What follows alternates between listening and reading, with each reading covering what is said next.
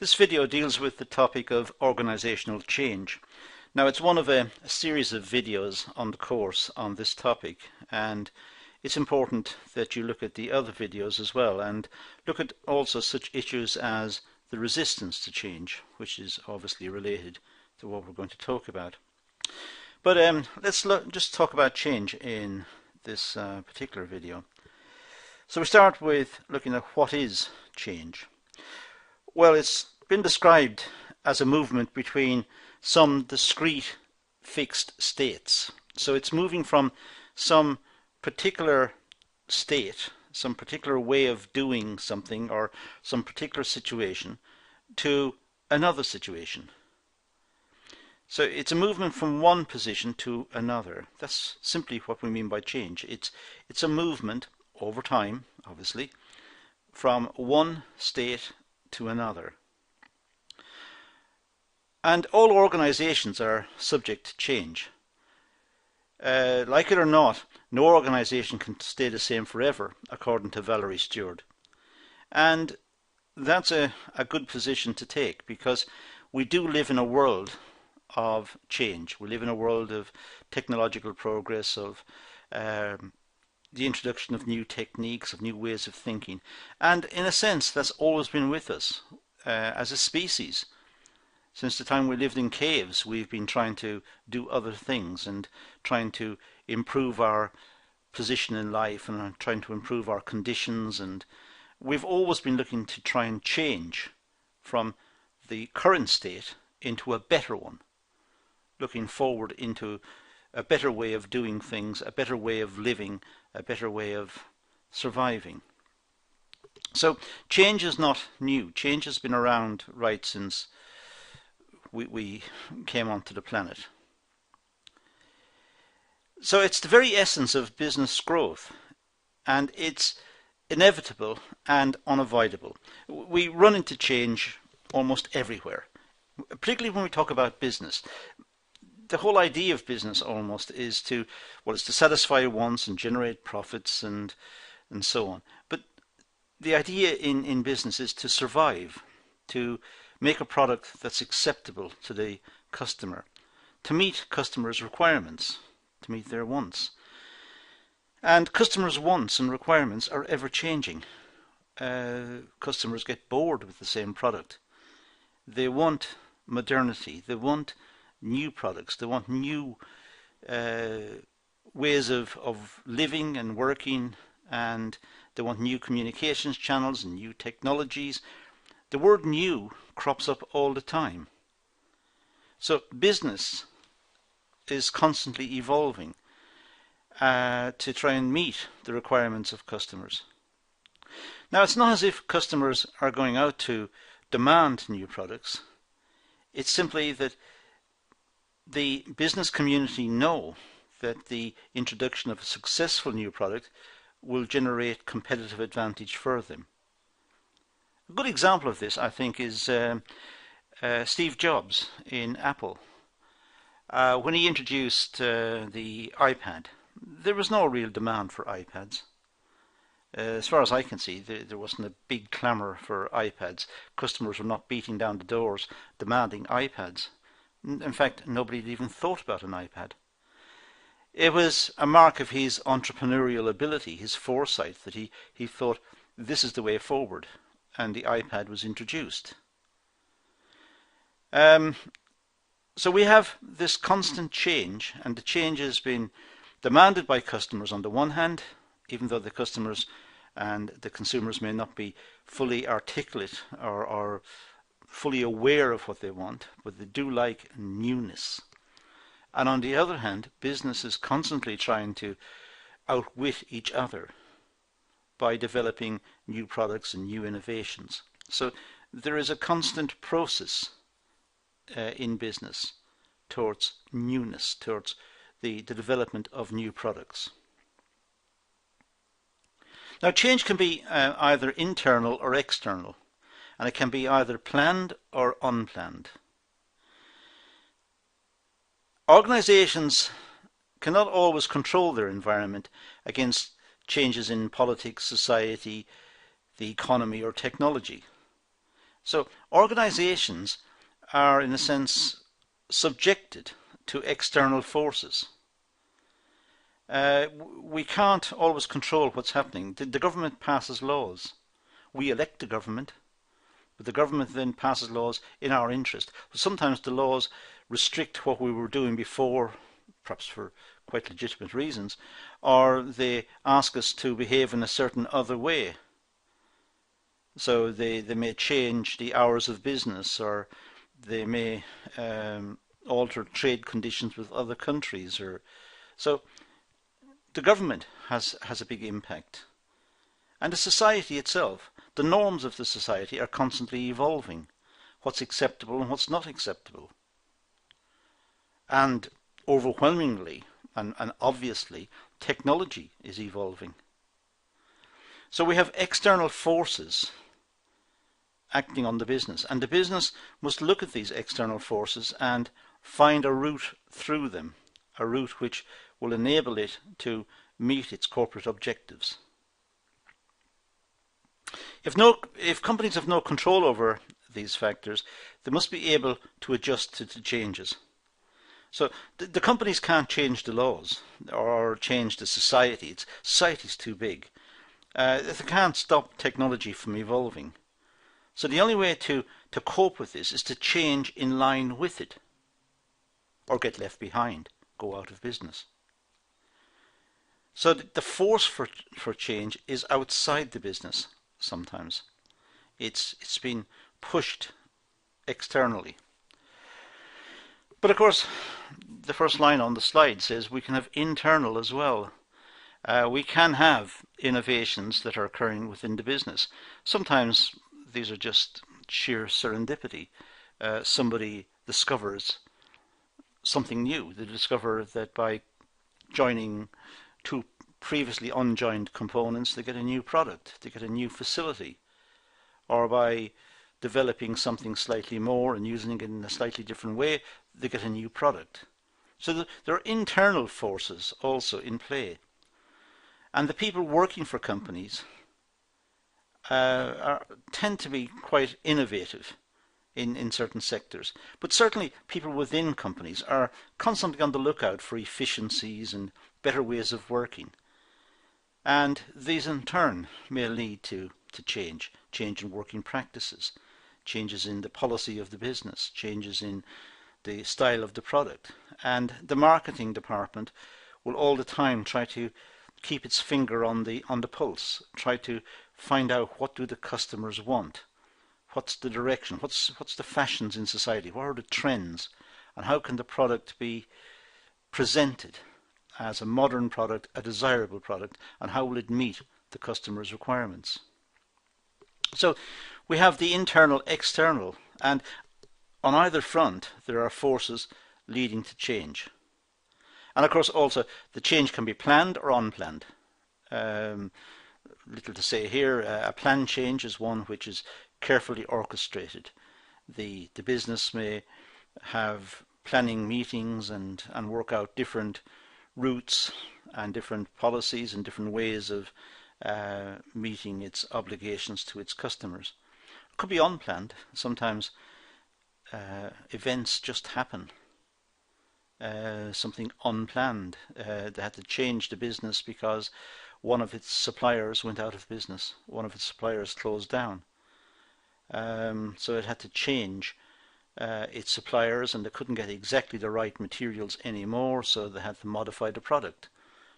There are all sorts of unplanned situations that can just present themselves. So we know that we're moving from one state to the next, and we know it can be the forces that cause this could be internal, external. It can be planned or unplanned. Brzezinski and Buchanan have identified 4 features of change in organizations. First of all, triggers. Change is the result of internal and external pressures. Something happens internally. The business, the managers, let's say, find a new way of using a machine they haven't thought about before. They can adopt the machine in a way that they haven't really thought about. It wasn't intended when they bought the machine. They just discovered they could do something else. That might be a trigger to change. That might cause a whole series of events to change. Could even lead to a new product. It's a trigger. It could be that the suppliers of the raw materials have changed, and that triggers off something else, something new. It could be that the government is changing taxation within the local area. Local business taxes have changed, which might trigger off further development of the business. The local government impose a tax on the business, and they decide to lower the tax. Now the business is more disposable, has more money to spare, so it can now perhaps develop some part of the business which it couldn't afford to before. It's a trigger. Something triggers it off. Something causes it to happen. There can be interdependencies. Changes occur in one department of an organization due to pressures in another department. If we consider a company, let's say that a change in the strategy for training personnel, training the workers. So the HR department comes up with a new training program.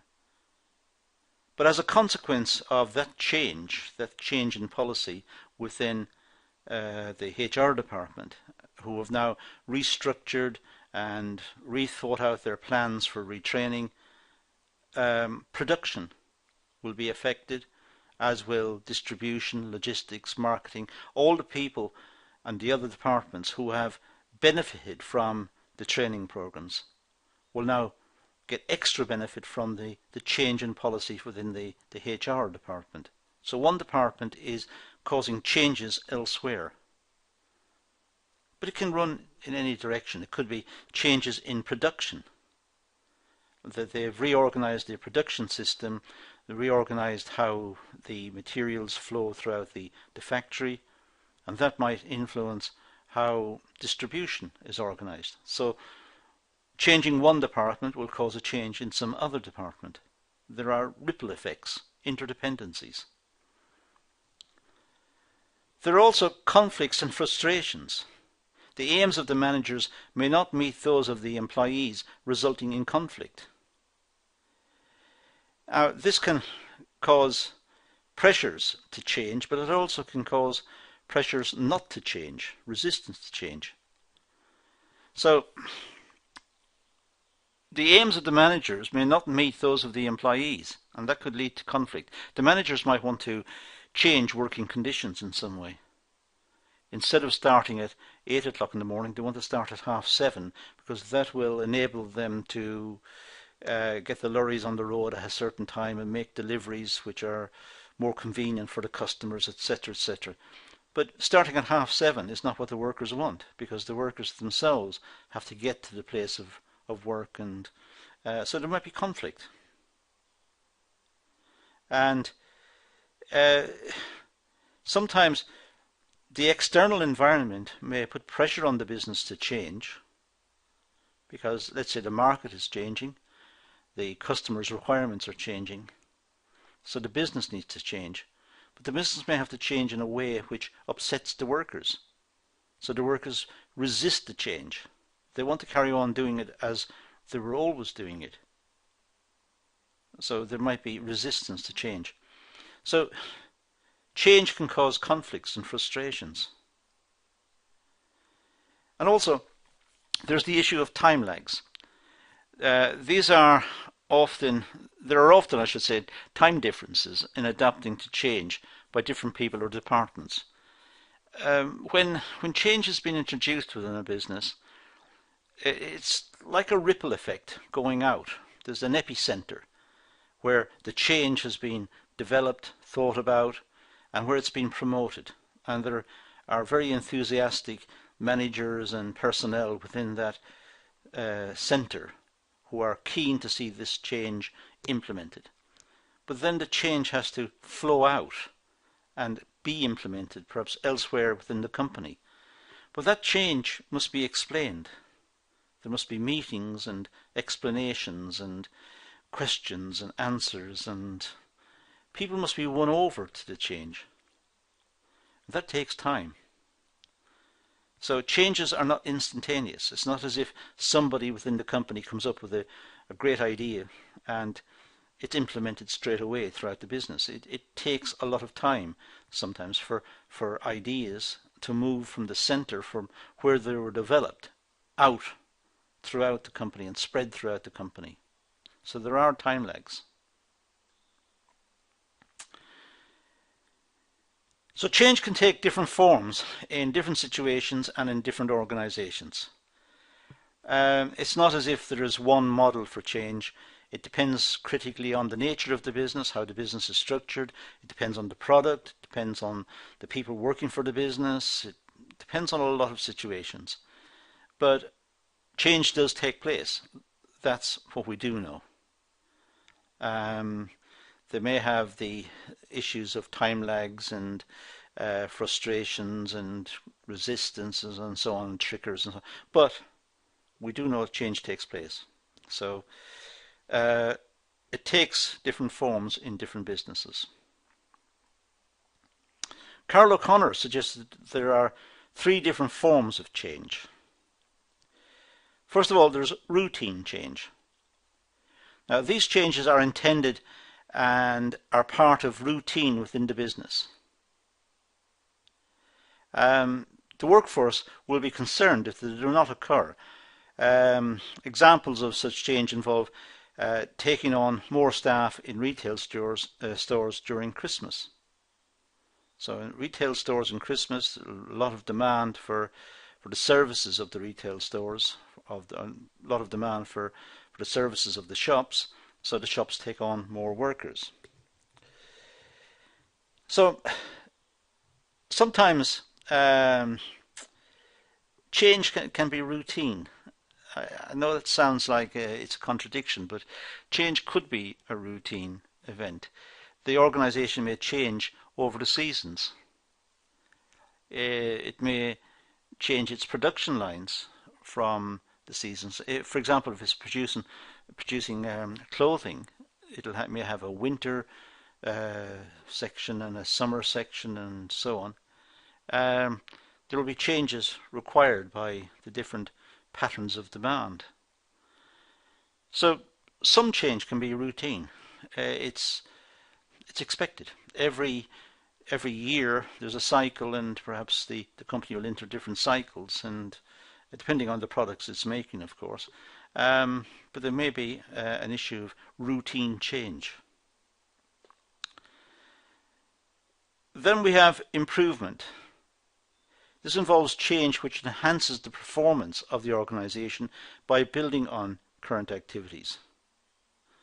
The workforce is not likely to oppose such changes. They will understand the benefits that can be derived from them. For example, improving technology and acknowledging customers' needs.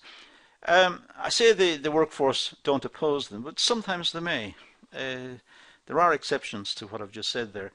Sometimes the workers may resent the introduction of technology, particularly if the technology is threatening their livelihoods, threatening their careers, or placing excess demands on them during work. And also they may resist the technology if they have to learn how to use it, and if it's complicated. If there's a steep learning curve involved with the technology, they may resent it as well. So there are issues in the introduction of technology, but by and large, when people see improvements to the company, they'll feel more secure because they feel that the company will cope with changing market conditions, changing competition and so on, and they feel that they've got a job and the management is doing well to fight off the competitors and keep the company alive and keep them in work. So there may be also recognition of the contribution of the management and the contribution of all who help the business to sustain itself. So the workers may appreciate that. But sometimes they may welcome technology as well. If it's labor saving, it makes their life easier. Um, it works with them and it doesn't threaten them. Then they may accept technology more readily. Innovative. There are forms of change related to the innovative nature of work. These changes involve major modifications in the activities of the organization. It's unlikely that the workforce will accept these changes. This is because the company is recognizing potential threats and employees will not always understand their reasons. Managers must be able to recognize which type of change they are dealing with and how each is to be managed successfully. So the management must know what exactly the change involves and what are the implications of the change. Go back to the innovative one for a second. If it is an innovative change that's causing the issue, sometimes companies have to modify the product to keep the product fresh for the customer, to fight off what competitors are doing, because competitors are innovating. We live in a globalized world, so there are products coming in from overseas which are also threatening the market. So companies have to innovate. They have to change the product. They have to more successfully meet the requirements of the customers. But sometimes that's not completely understood within the business. Sometimes the workers within the business may see the change as just happening because the management fancied doing it. The management were just doing it just to amuse themselves almost. And that will cause resentment and they will oppose the changes. So we have the innovative drive for change as well. Change can be the result of external and internal forces. I mentioned this earlier. Both can vary. Now the organization must look at the nature of the forces that are acting on it, leading to change. It must determine whether the changes are external, hence outside of its control, or internal, and where's the drive for the change. It could be competitors, as I said earlier. It could be the fact it's a globalized market and we have new products coming in. We have the advent of new technologies. We have government forces. We have many factors that impinge on the organization which can lead to change.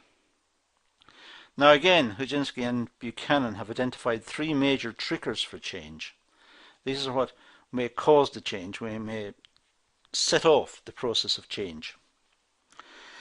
First of all, to deal with the developments in the external world, such as changes in customers' tastes, competitors' activities, suppliers' activities, political changes, social changes, economic changes, and technological changes. You can see from that little list, well, a big list actually, that there are many causes for change. And these are external to the business. Very little the business can do about these. The business can't change society. Society's too big. Economic changes. Can't change the economics of the country. Technological changes. These are happening irrespective of the business. There's constant innovative change in terms of technology, the adaptation of technology, the uses of technology, and so on. So these are external forces. There's nothing really the business can do. And each of these can trigger off the need for change.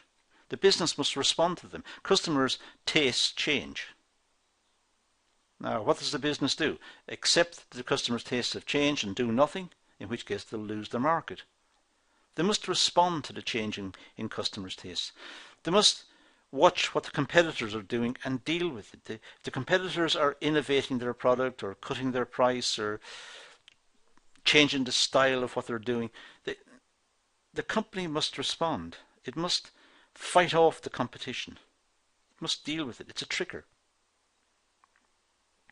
To deal with internal developments, such as changes to the workforce attitudes, motives, behaviours, knowledge, skills, relationships, etc.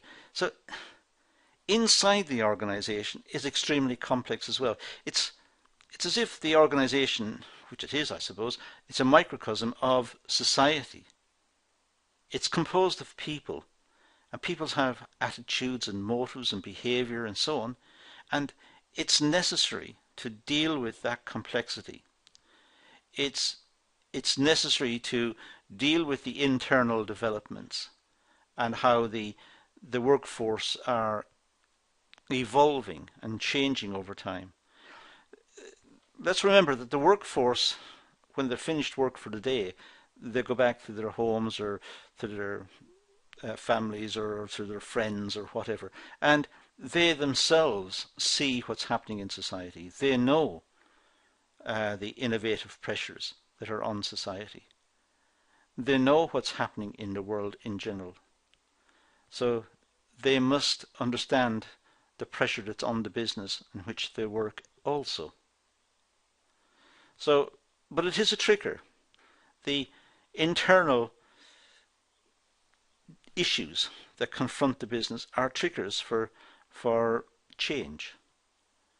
And the internal ones are the workforce attitudes, the motives, the behaviours of the workforce, the knowledge and the skills of the workforce. Changes can only be implemented successfully if the workforce have the skills to do what's required of them.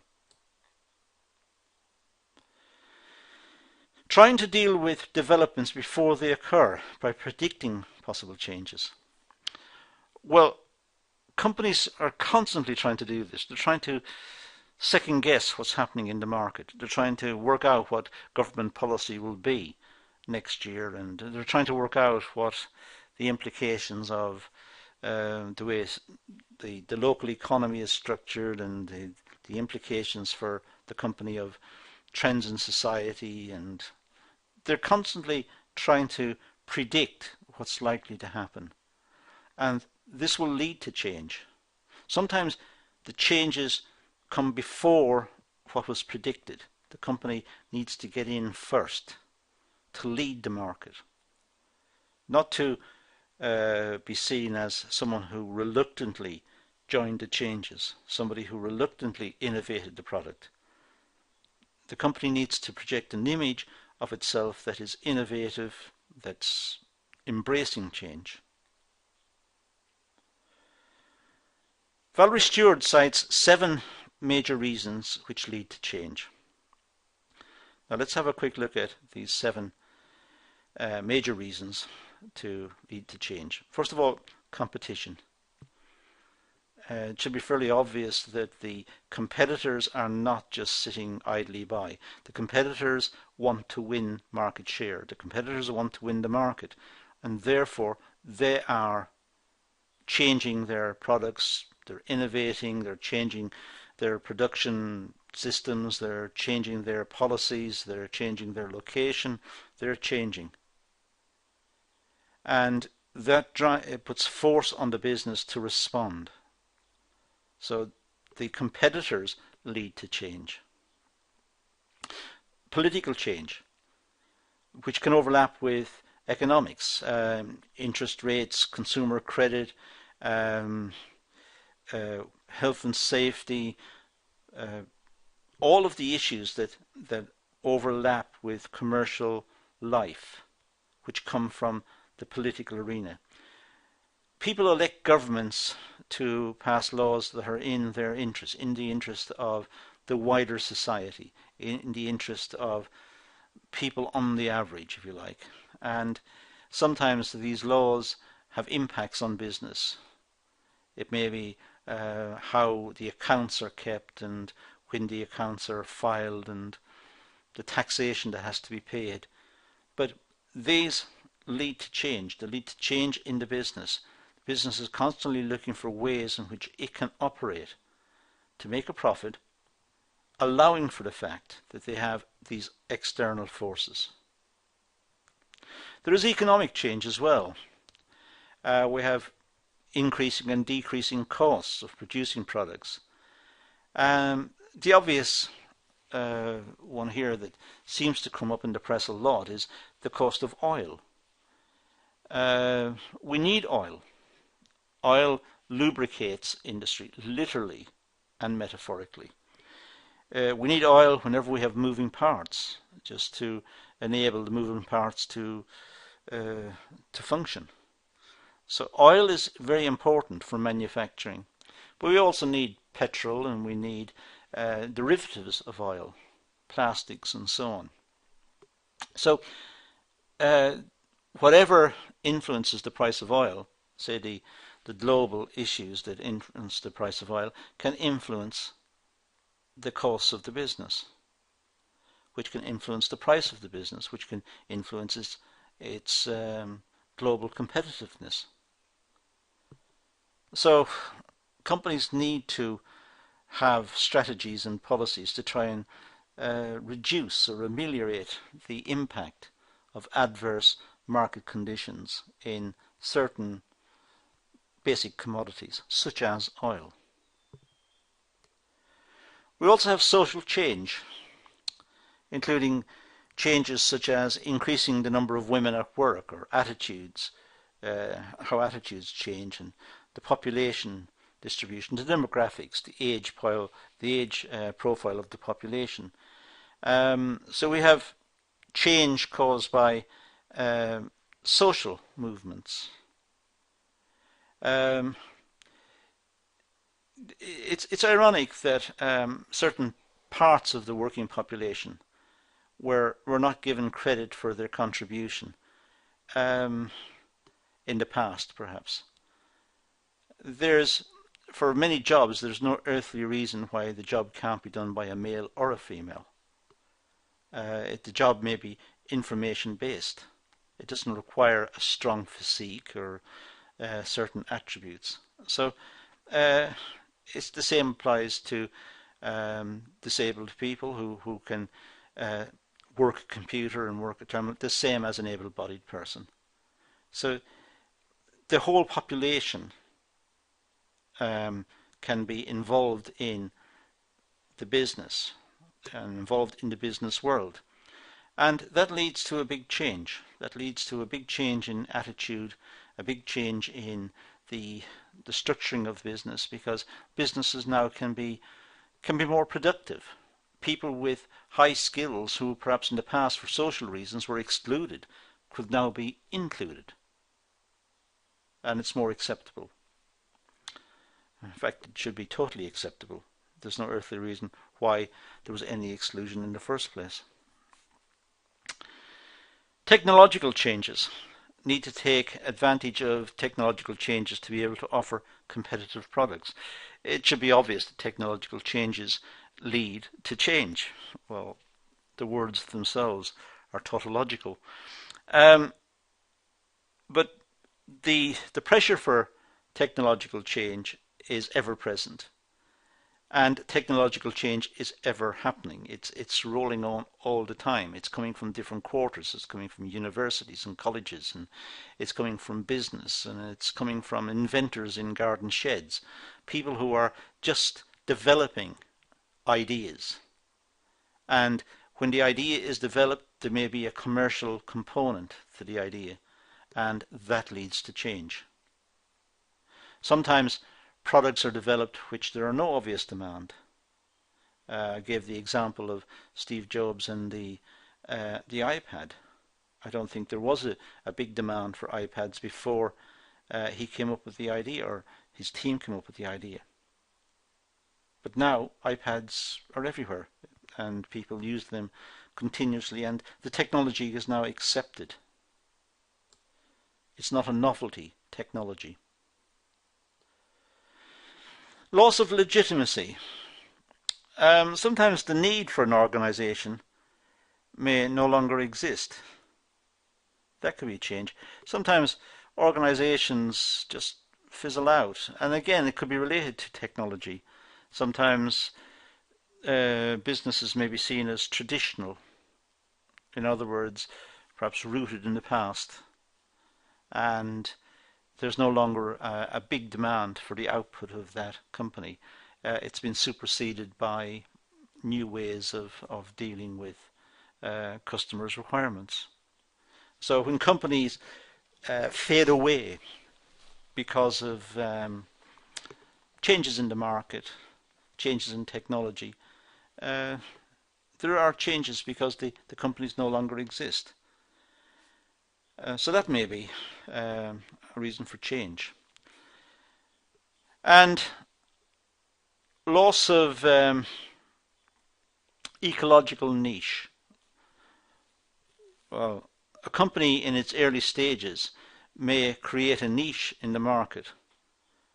However, its environment may change, and it could face competition from new companies entering the market. So this is the process of competition, really. Companies sometimes come up with good ideas for a product, and they then commence to launch that product into the market. Customers receive it well and the business prospers. And the product life cycle really sets in. There is the introductory phase, and then there's the developing stage, and later on maturity, and so on. So we can go through the product life cycle, because at the early stages this is a very innovative product and people are fascinated by it and there's a big demand for it. But of course, in so doing, the company prospers. And when companies prosper, competitors look at the company, realize it's prospering, and they should make some product similar to the one that's been successful. Now, there are all sorts of issues here about copyright and patents, or patents as some people say, protecting the ideas and trying to have barriers to entry to stop competitors coming in. But essentially what seems to happen is that companies do find their way in, and the market will eventually cease to be monopolistic, where one company had this brilliant idea, this new product which it developed, and it will eventually become a more competitive market because other companies will join in and start producing the product.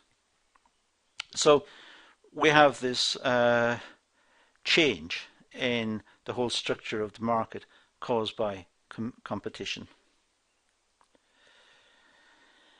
So for a company to survive, it must be able to identify and respond to these changes. And it's important that these changes are borne in mind, because they are big ways in which change may come about. Now, Carl O'Connor has identified 5 forces of change. You'll note in this particular talk, on this particular video, we're looking at different writers who have come up with ideas for change and the forces for change, and we're just going through different lists almost of forces for change. That's the idea behind the video, so it's important you make your notes as we go along. But now we've come to Carl O'Connor, and here there's an identification of 5 forces of change which are external to the company. And some of these obviously overlap with earlier lists, but let's go through them again and add to it. It simply reinforces what we already think. But here we have the government. This involves pressure to change as a result of illegal or legal political activity. So we could have new legislation coming in all the time which affects business. Sometimes companies are making products and perhaps the products are eventually discovered to be unsafe or to be downright dangerous, and legislation will then prohibit the company from making those products and to selling those products. So there is the impact of government and the role of the government in regulating what is produced and how it's produced. And the government will also oversee, let's say, for example, pollution and the way the company deals with its environment. Social values. The company has to be aware of such issues as health and education, environment, social class, ethics, and so on. So the company is not separate from society. The companies run in society.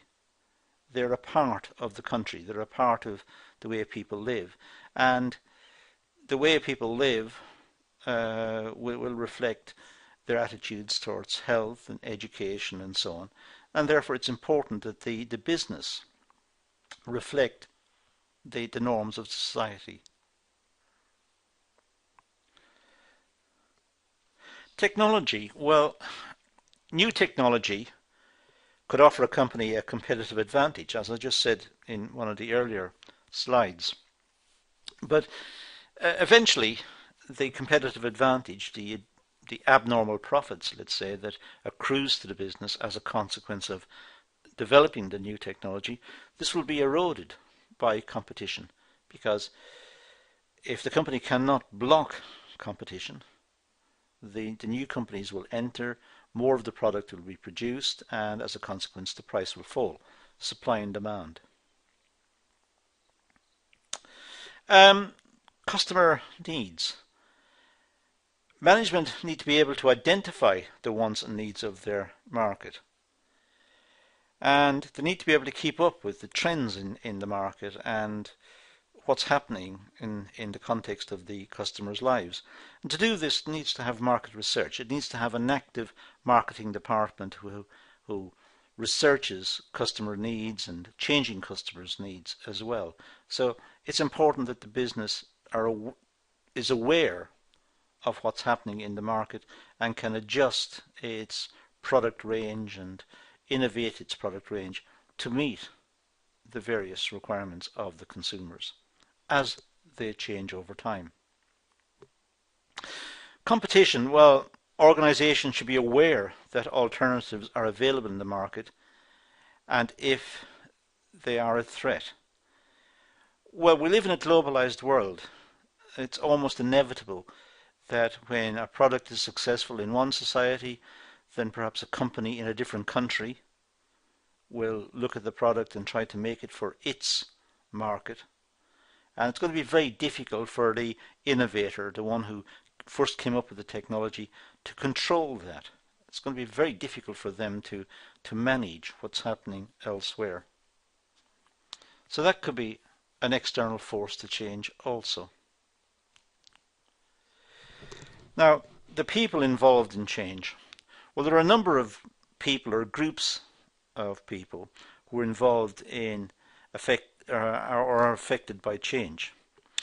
Johnson and Scholes, two very famous writers in the area of strategy, identify some of these groups and explain their roles in the change process. So we can look at the types of people who are affected by change and how they're affected.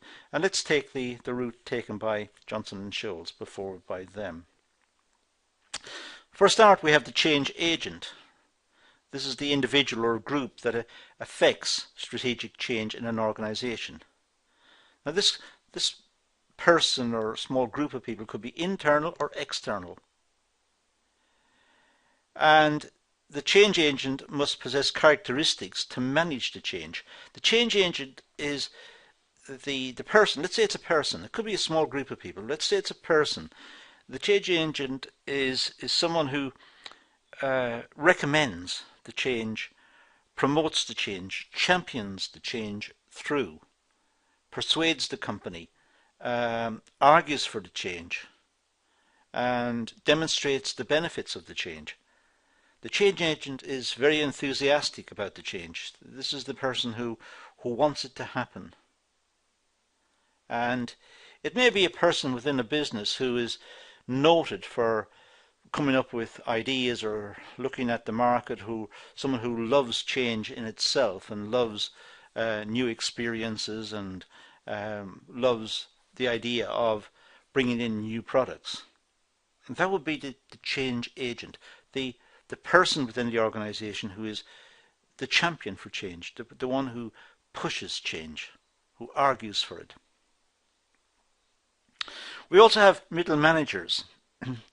These are the people who implicate the change. They're implicated with all aspects of the change. They're involved, and they almost collude sometimes with the change agent to bring about the change. Middle managers may see this as a route for promoting their own careers. And what they're trying to do is to get a reputation as people who promote the change, who welcome the change and can work with the change. So they may be, as I said, interested in their own career advancement by bringing in successful products. It's a risky strategy because if the new product that's been introduced fails and then they're associated with it, that could adversely reflect on their careers. But middle managers, they must oversee the change and be able to conduct the various tasks that are required for the change to be successfully implemented. So they must have a commitment to the change. They must welcome the change. If they don't, if they resist it, then the change could be held up or even sabotaged. Other organizational members. Now, these could be people who interact with the organization, such as customers. The customers are stakeholders of the organization. They rely on the product of the organization, so in that sense, they are linked to the organization. The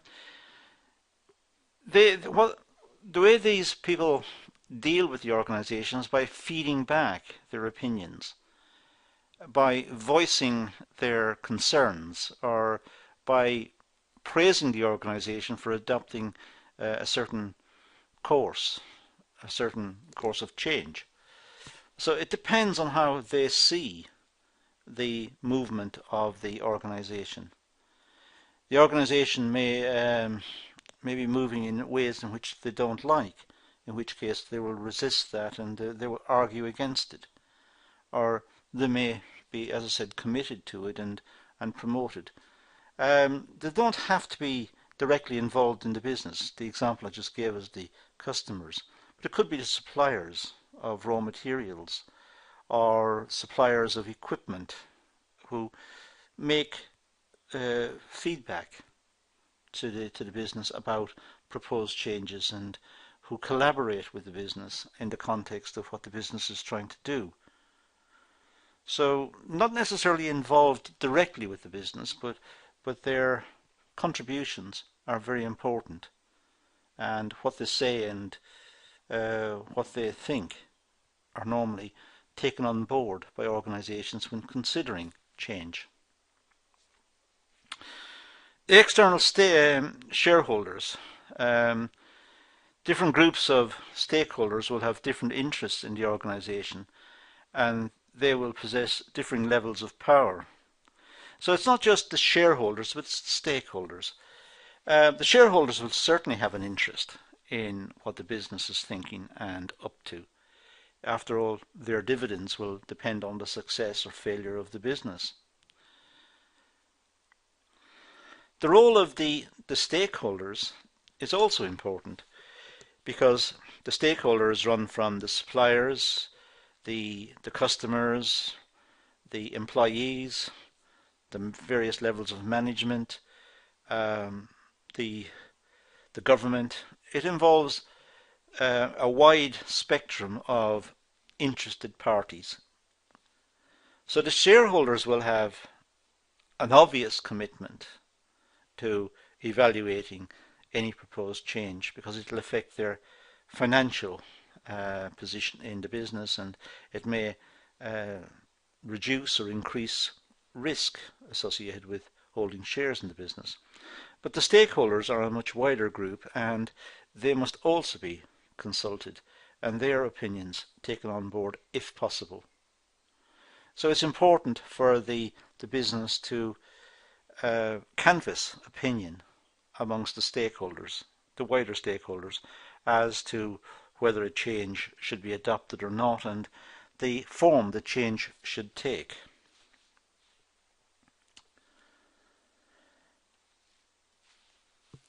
Outsiders.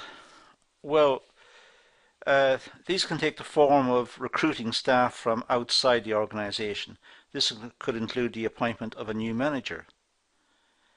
Consultants could be used as facilitators of change. Managers need to understand how each member is affected by and by what impact it will have on the success of the change. So sometimes outsiders can be involved in the process of change. It could be that the company employ outsiders to act as consultants to help them to implement the change, to bring about the change. Sometimes when companies are restructuring, for example, or changing their ways of working, they may employ outside experts, people with experience of what's happened in the past and in other companies, and can bring that expertise to bear on this situation. So sometimes the people involved in change may be outsiders. There may not be people working for the company, but people employed by the company to make recommendations. So in this video we've looked at various forces leading to change and the implications of some of those forces. It's a big topic, it's a very important topic in the commercial life of the world. It's one that you should be familiar with, and there are several videos on this topic and also videos on the resistance to change, as I said earlier. Please look at those and make your own notes. Do some research, make your own notes, and out of those get a better understanding of the nature of this topic. But that's all I'm going to deal with here, so I want to leave it at that and say thank you for watching.